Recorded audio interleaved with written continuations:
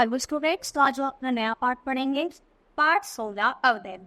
जो शब्द वचन कारक और फल के अनुसार अपना रूप नहीं बदलते अव्यय या अभिप्राय शब्द कहलाते हैं। यानी जो क्रिया, जो लिंग, वचन और कारक या काल को देखते हुए अपना रूप नहीं बदलते, वैसे के वैसे ये रहते हैं, उन्हें अब अव्यय या फिर अभिकारी शब्द बोलते हैं। जैसे लक्ष्य बाहर खेल रहा है, काजल और पायल पढ़ रही। सूरज जोर से गिर पड़ा, तालाब के किनारे एक पेड़ था, वह कितना सुंदर फूल है, राघव जैसे पहले आया। तो उपयुक्त वाक्यों में छुपे स्थूल शब्दों बाहर, जोर से, के किनारे और वहां से पहले पर कर्ता के लिंग, वचन, पुरुष या काय का कोई प्रभाव नहीं पड़ता। इस प्रकार के शब्द सदैव एक स्थिति में रहते हैं, अतः इस प्रकार के शब्द अभिकारी शब्द या अव्यय कहलाते हैं। जैसे लक्ष्य बाहर खेल रहा है, अगर लक्षिता होती तो लक्षिता भी बाहर खेल रही है, तो ये शब्द दोनों के लिए क्या रहते हैं, सेम रहते हैं, बदलते नहीं है। अव्यय अथवा अभिकारी शब्द के भेद तो देखो कितने प्रकार के होते हैं, 4 प्रकार के। क्रिया विशेषण, संबंध बोधक, समुच्चय बोधक और विस्मयादि बोधक। घोड़ा तेज दौड़ता है, चाचा जी अभी अभी आए हैं, प्रियांशी बहुत बोलती है। तो ये सारे ये क्या है, क्रिया विशेषण। पहले वाक्य में तेज दौड़ता है, क्रिया की रीति का वो हो रहा है। तो घोड़ा कैसे दौड़ता है, तेज दौड़ता है। चाचा जी कब आए, अभी अभी आए हैं। प्रियांशी कैसा बोलती है, बहुत बोलती। तो ये सारे ये शब्द क्या है, क्रिया विशेषण। क्रिया के काल की जानकारी देने वाले शब्दों को क्रिया विशेषण कहते हैं। फिर क्रिया विशेषण के विचार भेद होते हैं। स्थानवाचक, यानी जिससे हमें स्थान का पता चले, क्रिया के होने के स्थान का बोध कराने वाले शब्दों को स्थानवाचक क्रिया विशेषण बोलता है। जैसे रोहित कमरे में बैठा है, कहाँ बैठा है, कमरे में बैठा है, तो ये जगह बता रहा है, तो ये क्या हुआ, स्थानवाचक। सड़क पर अपने बाएं चलना चाहिए, यानी अपने बाएं हाथ पर चलना चाहिए, लेफ्ट साइड चलना चाहिए। तो ये सारे शब्द क्या हुए, सारे वाक्य हमारे क्रिया विशेषण।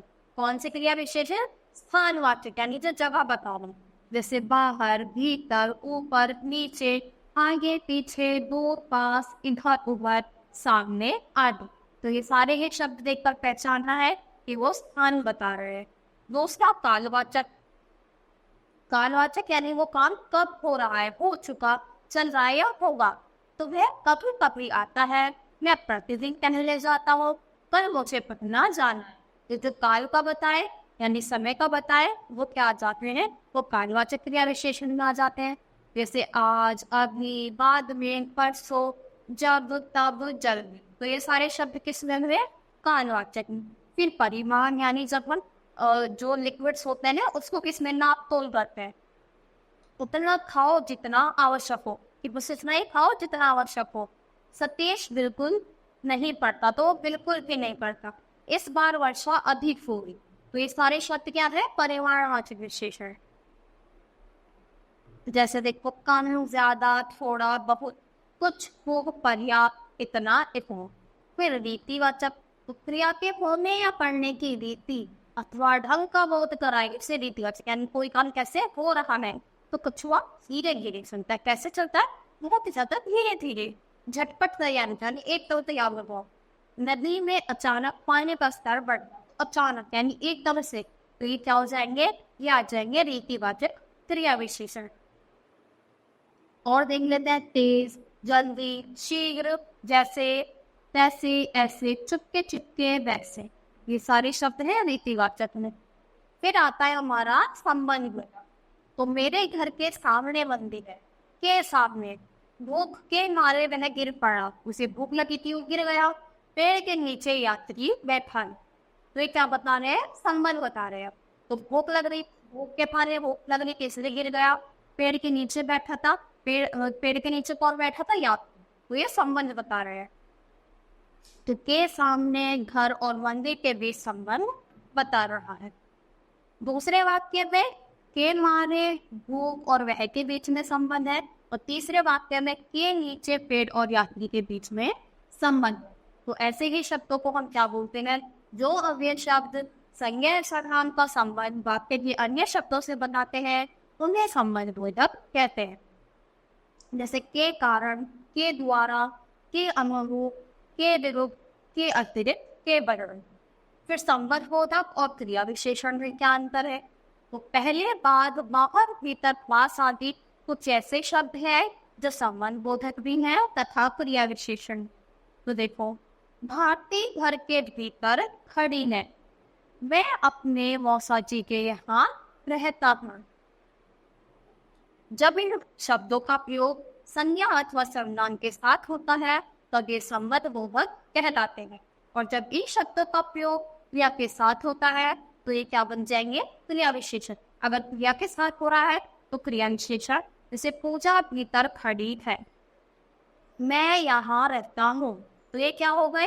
ये होगा क्रिया विशेषण और ये होगा संबंध बोधक, जो आपस में संबंध बताए।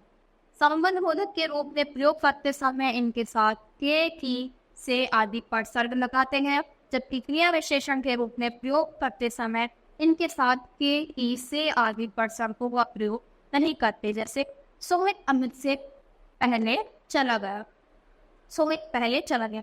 तो देखो, सुमित पहले चला गया तो उससे पहले चला गया, बात तो एक ही है, सुमित अमित से पहले चला गया या सुमित पहले चला गया। अगर हम डायरेक्ट बात कर रहे हैं तो वो क्या हो जाएगा? क्रिया विशेषण। और किसी का नाम लेकर कर रहे हैं, संबंध बताकर कर रहे हैं, तो वो संबंध बोधक बन जाएगा। तो यही इन दोनों में क्या था? डिफरेंस था। फिर आता है तीसरा, यानी कि समुच्चय बोधक। किसान परिश्रमी है परंतु आलसी है, मेहनती तो है पर वो आलसी भी है। मन लगाकर पढ़ो अन्यथा पास नहीं हो पाओगे, ये अच्छे से पढ़ो वरना तुम पास नहीं हो पाओगे, फेल हो जाओगे।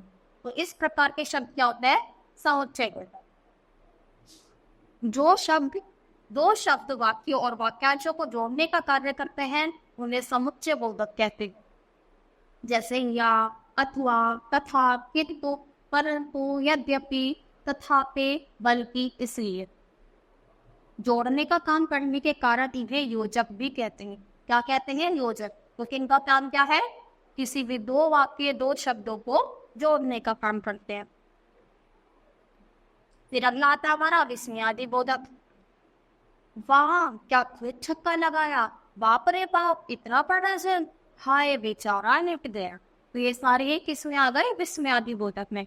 इसमें हमेशा ये वाला साइन याद रखना कि जो शब्द हर्ष, शोक, घृणा, भय, आश्चर्य आदि भावों को प्रकट करते हैं वे विस्मयादि बोधक कहलाते हैं। जैसे हर्ष, आभा, शाबाश, वाह वाह आदि। तो ये सारे शब्द किसके लिए होंगे? जब हम बहुत ज्यादा खुश हो जाए। फिर शोक, जब हम बहुत ज्यादा उदास, शोक में चले गए, हाय हाय वाय, बाप रे आदि। फिर आश्चर्य, एकदम हैरान हो जाना, तो ओहो, अरे क्या, सच में। घृणा, जब हमें घृणा आई, छी, बहुत छी छी ऐसे। फिर चेतावनी से, जब हम किसी को चेतावनी दे रहे हैं गुस्से में, सावधान, होशियार आदि। फिर स्वीकृति, अच्छा, बहुत अच्छा, हाँ।